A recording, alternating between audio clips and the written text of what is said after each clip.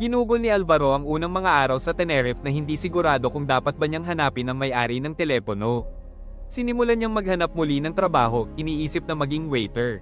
Noon, nakakatakot sa kanya ang ideyang iyon. Ngayon, hindi na. Alam niyang kaya niyang matuto, umusad, sumubok. Nagsimula rin siyang makipag-usap sa mga kapitbahay. Mga simpleng palitan ng salita, halos mahiyain. Tinanong nila kung saan siya nawala ng ganoon katagal. Sumagot si Alvaro ng walang alinlangan, nagugulat sa ginhawang dumadaloy sa kanyang pananalita. Natakot siyang baka muli siyang maging anino dito sa lugar na ito, ngunit hindi na siya ganoon. Lahat ng kanyang natamo sa paglalakbay ay hindi naglaho sa pagbalik. Ang lamang, ang pag-usad, ang presensya. Ramdam pa rin niya sa loob niya ang hinga ng Peru, ang kalawakan ng Chile, ang kapayapaan ng Japan, ang kaliwanagan ng Nepal. Walang nawala, lahat ay naninirahan pa rin sa kanya. Isang umaga, nalaman niya na oras na upang ibalik ang telepono.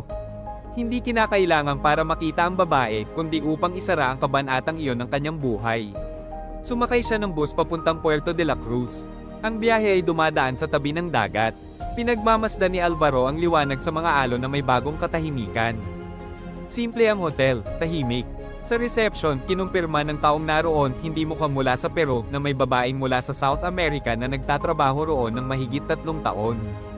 Tumibok ang puso ni Alvaro ng dahan-dahan, walang pagmamadali. Hindi niya hinanap na makita ito. Hindi iyon ang pakay niya. Iniwan niya ang telepono sa isang envelope kasabay ng isang maikling liham. Ipinaliwanag niyang natagpuan ang telepono sa Tenerife South Airport na itinago niya ito sa loob ng 6 na buwan na ang boses na iyon ang nagligtas sa kanya mula sa nakaperming buhay at tumulong sa kanyang magbago. Nilagay niya ang kanyang numero at umalis. Sa pag-alis niya sa hotel, ramdam niya ang payapang pasasalamat. Ang lahat ng kanyang naranasan ay pag-aari na ngayon ng sarili niyang landas, hindi nakasandig sa isang alingaw-ngaw.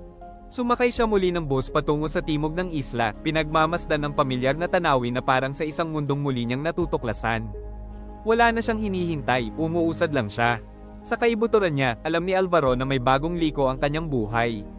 Marahil makikita niya ang babae, marahil hindi kailanman. Hindi na iyon mahalaga. Natutunan niyang mabuhay, huminga, piliin ang sarili. At ngayon, alam niya na maaaring ipanganak ang kaligayahan kahit sa pinakapayak na mga kilos at mayroon siyang karapatang tanggapin ito.